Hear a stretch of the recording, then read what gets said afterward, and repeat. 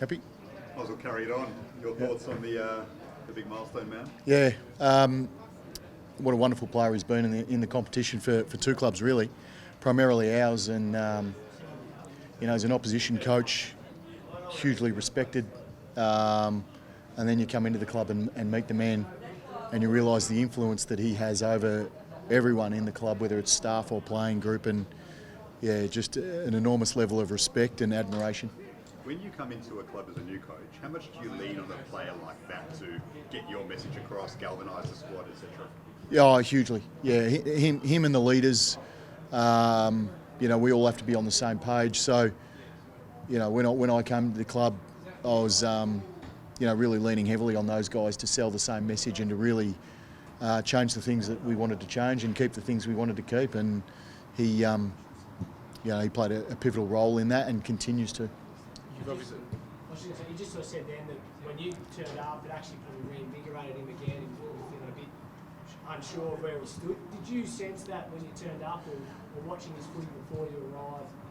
Where did you see that, and then to get to where he is now, I suppose? Yeah, no, I didn't necessarily see him in that role. I thought he still had plenty to give. Obviously, that's why he continues to play for us. But it was probably just the sugar hit of having new people through the door, not just myself, but a bunch of new staff coming in, and as we know, that can reinvigorate guys who've been around for a little while, and I think that probably happened to Wardy, among a number of others. So, as I said, he since that we've walked through the door, he's been enormous in being able to sell the message that we want to sell, train the way that we want to train, and play the way that we want to play. And so it played a pivotal role in kind of us recapturing some of the form of the past, and he continues to do that. And I'm looking forward to seeing him go out there on Saturday.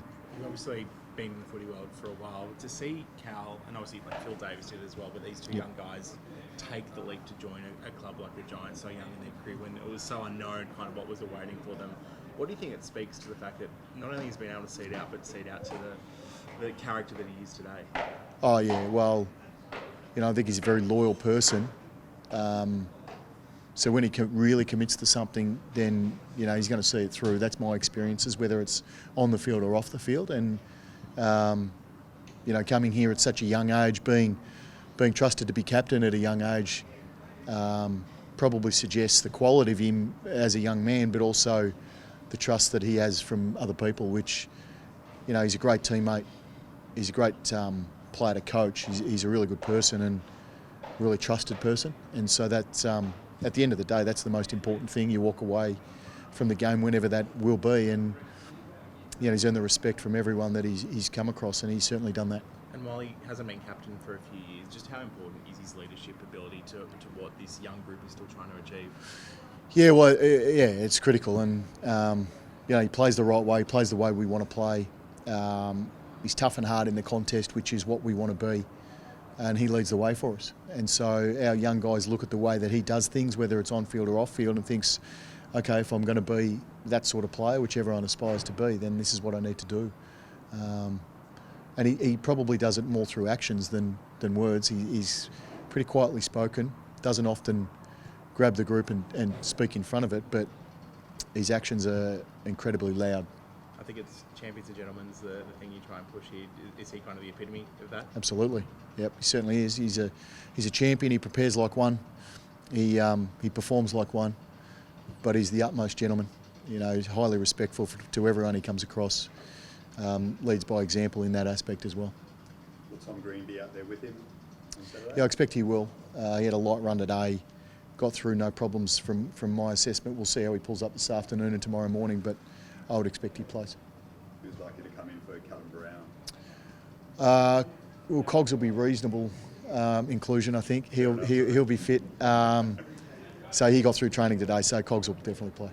We saw Connor Stone training a bit with some of the main forward guys as well. Is he someone who could come into consideration as well? Yeah, he does. Yeah, he certainly, his last month has been really strong. He's had really good games from a pressure perspective at VFL level, and then being able to finish his work. I think he might have kicked 3 goals each of the last 3 weeks. So he's certainly putting pressure on that forward line group to come in and he's in good form. So we certainly look at guys in that position, particularly given Brownie's out. Can he come in and play a role? He's in good form. Nothing should change really, but yeah, we'll see. What are you expecting from the Bombers this week? They've obviously had a really good start to the season from their Yeah. perspective. Their pressure intensity is very high. Obviously, Yep. not taking any qualms with it, but like, are you expecting just another ferocious game? Yeah, I think so. They've really ramped that up this year around the ball. Their pressure is significantly better than what it has been, particularly in the front half. And so that's allowing them to play a bit more of a front half game. And I think their ball use has been really strong. Their ability to compose the ball, retain it, deny the opposition possession, but also generate some territory and some scores off the back of that has been really strong. So it's going to be a really difficult game, particularly at Marvel, where it's going to be dry. We know that. We know they thrive in those conditions, so we need to be up for the fight.